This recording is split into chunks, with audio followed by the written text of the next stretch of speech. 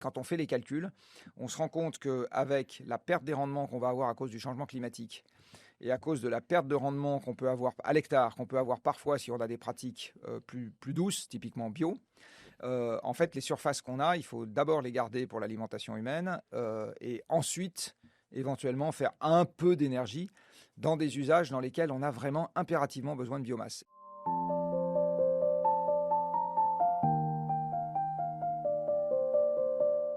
Tu as donné une conférence intitulée «Pour un élevage herbivore bas carbone et durable». J'ose croire que ce sera possible.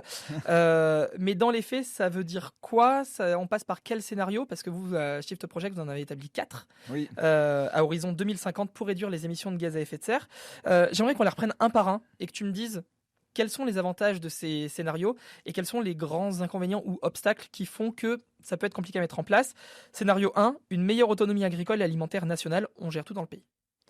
Alors, l'avantage, c'est qu'on gère tout dans le pays, et l'inconvénient, c'est qu'il y a un certain nombre de prix qui vont monter, puisque aujourd'hui, dans le cadre des commodités agricoles mondialisées, c'est le prix qui compte, et juste le prix. Donc, quand on est compétitif pour faire des choses qui, typiquement dans les céréales, on exporte.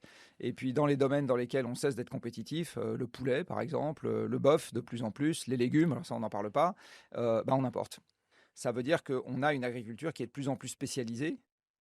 Quand on est quand on est très ouvert sur le monde, on a une agriculture qui devient très spécialisée et du coup on devient très dépendant des autres, à la fois pour leur vendre ce qu'on sait faire mieux qu'eux et pour leur acheter ce qui savent faire mieux que nous. Donc, on prend un peu de quelque part pour remettre ailleurs, c'est pas forcément. On déplace un peu le problème, quoi. Ça veut dire qu'on maîtrise de moins en moins les choses chez nous. Et dans un monde, il y a quand même une hypothèse importante qu'il faut avoir en tête, c'est que la mondialisation, c'est du pétrole. La mondialisation, en pratique, c'est des camions et des bateaux. S'il n'y a plus de camions et de bateaux, il n'y a plus de mondialisation. Or, en ce qui concerne le pétrole, notre analyse, c'est que la quantité disponible devrait commencer à baisser significativement à partir de 2030. 2030, c'est demain matin, même si pour M. Macron, c'est dans très, très, très, très, très longtemps. Et donc, ça veut dire qu'il faut dès à présent penser à la façon dont on réorganise un paysage agricole et une alimentation en France, en comptant, entre guillemets, de moins en moins sur les flux internationaux. Parce que changer le monde agricole, c'est 1 à 2 générations. Ça ne se fait pas en une semaine, quoi. Et aujourd'hui, on n'a pas du tout cette préoccupation en tête. Alors, j'en viens sur le scénario 2, et du coup, qui parle d'énergie, une meilleure indépendance énergétique nationale. La question de l'énergie, c'est la priorité. Oui, le sol, c'est-à-dire le fait de le cultiver, il peut avoir plusieurs destinations.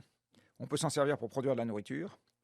On peut s'en servir pour produire de l'énergie, justement, ce qu'on a coutume d'appeler des biocarburants, que moi je préfère appeler agrocarburants, parce qu'ils ne sont pas plus bio que le reste. On peut produire du bois avec, matériaux ou énergie. Et on peut, entre guillemets, produire de la biodiversité, c'est-à-dire fiche la paix à ce qui s'y trouve, pour avoir un peu de vie sauvage ou quelque chose qui y ressemble. Évidemment, les choses sont compatibles. Enfin, compatibles. On peut avoir plusieurs usages sur un même sol. Par exemple, un sol sur lequel on a des cultures et sur lequel on fait des mesures de préservation de la biodiversité, parce qu'on peut en faire, agroforesterie, plantation de haies, etc. Eh bien, c'est des choses, on mélange les usages sur un même sol. Mais en gros, on a ça. Et donc, aujourd'hui, il se pose un problème croissant de ce qu'on appelle la concurrence d'usage des sols, c'est-à-dire, est-ce qu'on s'en sert pour nourrir des gens ou est-ce qu'on s'en sert pour nourrir des avions, des voitures et des chaudières. Bon. Et au Shift Il n'y a Project, qu'une question de priorité encore. exactement. Et nous, on pense qu'au Shift Project, il faut d'abord s'en servir pour nourrir les gens, et que s'il reste un peu de place, on fera de l'énergie. Mais en fait, quand on fait les calculs, on se rend compte qu'avec la perte des rendements qu'on va avoir à cause du changement climatique et à cause de la perte de rendement qu'on peut avoir à l'hectare, qu'on peut avoir parfois si on a des pratiques plus douces, typiquement bio, en fait, les surfaces qu'on a, il faut d'abord les garder pour l'alimentation humaine et ensuite, éventuellement, faire un peu d'énergie dans des usages dans lesquels on a vraiment impérativement besoin de biomasse. Et il n'y en a pas tant que ça. Parce que pour la mobilité en voiture, on peut tout électrifier, donc on n'a pas besoin de biocarburant. Pour la mobilité des marchandises, c'est pareil. Il faut électrifier. Pour le chauffage, on peut électrifier. On n'a pas besoin de... Enfin, je veux dire, nous, on est partisans de supprimer le réseau de gaz en France. Alors, ça peut faire rigoler, mais il y a des pays qui n'ont jamais eu de réseau de gaz. La Suède, par exemple, n'a jamais eu de réseau de gaz. Ils n'ont jamais utilisé le gaz dans le chauffage. Bon, donc, c'est possible, il suffit de s'organiser pour. Dans l'industrie, c'est pareil, on ne va pas faire tourner l'industrie avec des biocarburants, le compte n'y est pas, donc il faut électrifier, etc. Donc en fait, les biocarburants, on peut s'en servir un peu pour la marine marchande et un peu pour quelques avions, C'est à ça qu'il faut les réserver. Et pour le reste, c'est pas nécessaire. Et donc, il faut avoir une agriculture d'abord destinée à nourrir des gens. Alors, scénario 3, on enchaîne. Contribution à la sécurité alimentaire mondiale. Ça, c'est un scénario dans lequel on est très fortement exportateur là où on est bon, mais du coup, on est très fortement importateur sur tout le reste.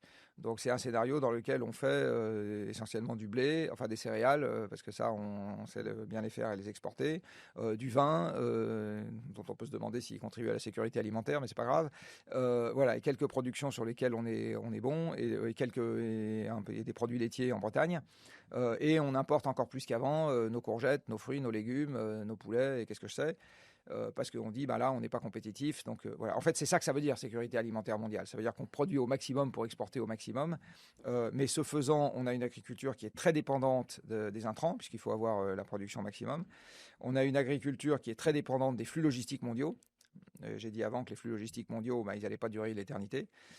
Et donc, ça nous paraît être un scénario fragile. Donc, en fait, les scénarios extrêmes, on est totalement replié sur nous-mêmes, et à ce moment, on n'a plus de café, plus de chocolat, c'est d'accord, donc ça ne nous paraît pas souhaitable. Le scénario dans lequel on est totalement ouvert sur le monde, et donc on est tiré vers un monde de commodités agricoles, quelque part, ça ne nous paraît pas souhaitable non plus. Et un monde dans lequel on privilégie par trop la production d'énergie, alors que les sols sont avant tout destinés à produire de la nourriture, ça ne nous plaît pas trop non plus. Voilà. Du coup, c'est ce qu'on disait, il faut de la nuance. Donc nous, ce qu'on propose, c'est un dosage. Le scénario au final, c'est un scénario qu'on appelle de compromis, dans lequel on a un peu d'étroit. Alors sur quoi on fait des arbitrages ou des concessions, justement? Parce que est-ce qu'on tire quand même plus vers un scénario que l'autre? Est-ce que on privilégie plus le produire français et travailler qu'en France? Comment on établit ces arbitrages-là? Alors, ils se situent tous. Pardon, aucun des trois scénarios, ça c'est un point que j'aurais quand même dû évoquer au début, aucun des trois scénarios ne permet d'atteindre l'objectif qu'on s'est fixé sur les émissions de gaz à effet de serre de l'activité agricole en France, qui est de les diviser par 2 en gros à l'horizon 2050. Et il faut bien voir incidemment que les diviser par 2 à l'horizon 2050, c'est un traitement qui est beaucoup plus doux, entre guillemets, que ce que plein d'autres secteurs vont devoir faire. C'est-à-dire, il y a des secteurs dans lesquels les émissions vont devoir totalement disparaître d'ici à 2050 si on veut suivre la trajectoire de l'accord de Paris.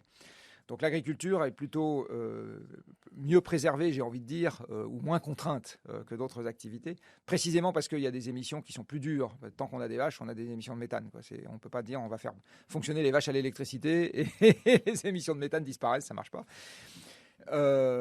Et le scénario de compromis qu'on a établi, en fait, son premier élément de cahier des charges, c'est d'être capable de respecter la baisse des émissions d'origine agricole qu'on a en tête, et incidemment l'augmentation du puits agricole aussi.